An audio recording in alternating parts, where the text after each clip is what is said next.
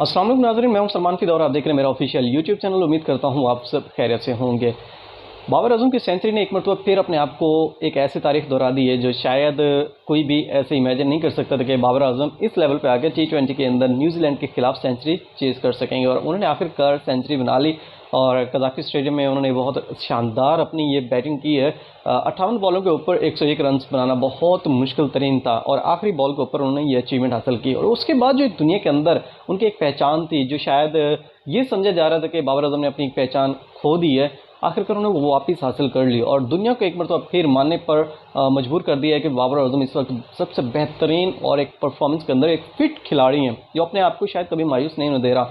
जिस तरीके से उनके खिलाफ इस वक्त रजीम चेंज ऑपरेशन के बाद एक ऐसी तहरीक चलाई गई थी कि बाबर आजम को कैप्टनसी से हटा दिया जाए, लेकिन इस बैटिंग के बाद उन सबके वो मुंह के ऊपर एक ऐसा उन्होंने एक थप्पड़ रसीद किया जिसकी शायद कोई तवक्को नहीं कर सकता था। राशिद लतीफ़ का इस मौके के ऊपर एक तरह अहम बयान आया। उनके कहने के बाबर आजम ने इस वक्त सिर्फ एक बल्ला उठाकर उन लोगों के सर के ऊपर नहीं मारा, बाकी सब कुछ उन्होंने कर दिया है। उन तमाम लोगों के मुंह बंद कर दिए जो बाबर आजम के खिलाफ थे। अब सबसे अहम बात यह है कि वो तमाम के तमाम जो सुपरस्टार्स, जो पाकिस्तान के साबका सुपरस्टार्स क्रिकेट बोर्ड के हैं, क्रिकेट के हैं, वो तमाम के तमाम इस वक्त बाबर आजम के खिलाफ हैं, सिर्फ इस बेस के ऊपर कि भाई बाबर आजम को किसी तरह कैप्टनसी से हटा दिया जाए। लेकिन इस बैटिंग के बाद उन्होंने साबित कर दिया कि भाई वो बहुत फिट हैं और वो अपनी जो एक कैरियर है उसको रख सकते हैं बरकरार। लेकिन वो सारे के सारे बाबर आजम की बैटिंग से नहीं हैं खिलाफ, वो सिर्फ और सिर्फ खिलाफ हैं तो बाबर आजम की कैप्टनसी से जो उन लोगों को हजम नहीं हो रही। लेकिन बहरहाल इसके बाद अब शायद उन लोगों के लिए बाबर आजम का तख्ता उलटना बहुत मुश्किल हो जाएगा। और इस वक्त शरद पवार भी भारत के अंदर बाबर आजम की जो एक हौसला अफजाई, इज़्ज़त अफजाई हो रही है, भारत की 34 रियासतों के अंदर बाबर आजम की बहुत हद तक इज़्ज़त अफजाई हो रही है और वो सारे के सारे बाबर आजम को बहुत ज़्यादा फॉलो भी करते हैं, बहुत लाइक भी करते हैं, बहुत पसंद भी करते हैं। और इस वक्त विक्रांत गुप्ता जो भारतीय सीनियर तज्ज़िया निगार स्पोर्ट्समैन है, उनका कहना है कि बाबर आजम ने हमेशा अपने आप को साबित किया मुश्किल वक्त में कि भाई मैं एक फिट खिलाड़ी हूँ।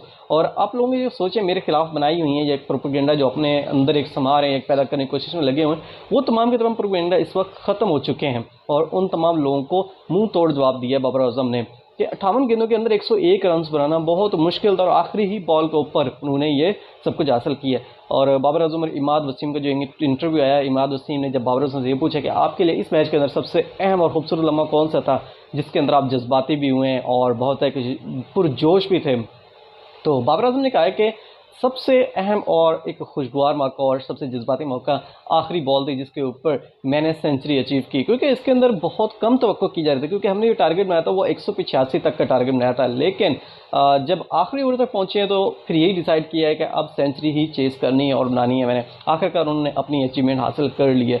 इस वक्त बहरहाल उन तमाम लोगों को सोचना चाहिए जो रजीम चेंज ऑपरेशन रमीज़ राजा के खिलाफ तो खेला गया था, उसके बाद जो नताइज देखने को मिले वो बहुत बुरे थे। और इस वक्त जो एक मरतबा फिर नजम सेठी की तरफ से बाबर आजम को हटाने की खबरें चल रही थी, आखिरकार उन तमाम लोगों के मुंह भी बंद हो गए हैं। अब ये देखना है कि क्या एक मरतबा फिर बाबर आजम की कैप्टनसी के ऊपर सवाल उठाने की कोशिश की जाएगी या उन्हें हटाने के लिए एक मरतबा फिर एक ऐसा ऑपरेशन जारी किए जाने का कोई चांसेस हैं। बहरहाल उन लोगों को ये सारा कुछ सोचना चाहिए और इस वक्त पाकिस्तान की खुशहाली के लिए आगे क्रिकेट बोर्ड को भी खुशहाल होने दीजिए। जिस तरीके से इस वक्त बाबर आजम अपनी टीम को लेकर जा रहे हैं उसके ऊपर तमाम लोगों को मुतफिक तो हैं, लेकिन बहरहाल वो तमाम के तमाम जो सुपरस्टार्स, जो हैंडलर्स हैं, वो बाबर आजम को इस चीज़ के अंदर नहीं देखना चाहते। अब तक के लिए इतनी ही इजाज़त चाहूँगा। अल्लाह हाफिज़।